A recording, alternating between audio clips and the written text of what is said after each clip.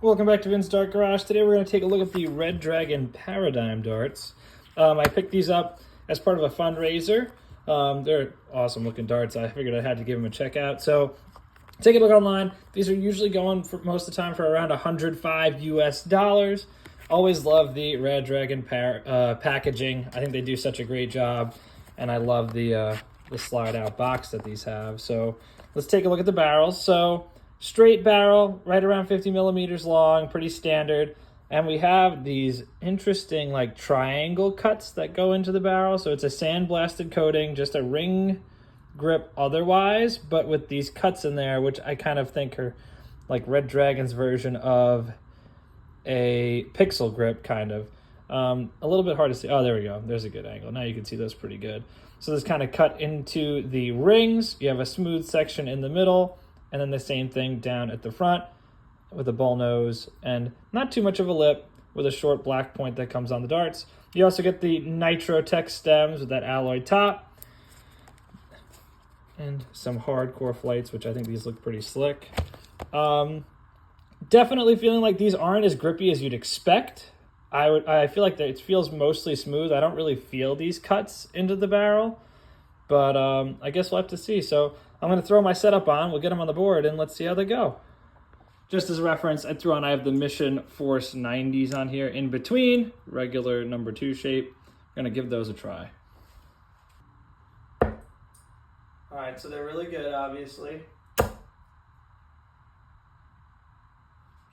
not too bad. All right, so initial thoughts, definitely not very grippy. I'm probably out of 5. I'd probably give this like a 2, because I don't even really feel, I don't feel the rings, and I don't really feel those cuts that are going into the barrel.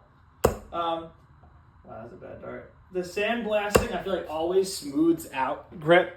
So it's more of a feel that you're getting from the dart as opposed to a more aggressive grip. So definitely very different from the Target Pixel grip, and the fact that this is not grippy, right? The Pixels that you would think of with Target are very grippy. These are definitely not. But definitely a nice smooth release. I do like that sandblasting. It usually feels really smooth when I'm releasing the dart. I wish I meant to do that. Definitely very smooth coming out of my fingers and not offering a lot of grip. But definitely a nice straight barrel option. You obviously get that smooth section in the middle. So if you're holding in the middle, it's not really doing much for you there. But I gotta say, these are probably some of the prettiest darts I've looked at. And I do have these. These are in 23 grams.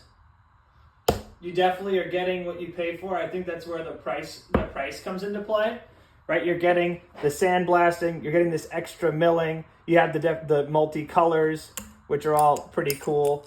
And a pretty cool set of darts to own. I definitely, I'm enjoying throwing them for sure, as I kind of feel like I'm switching back to throwing a straight barrel this summer. We'll see, though,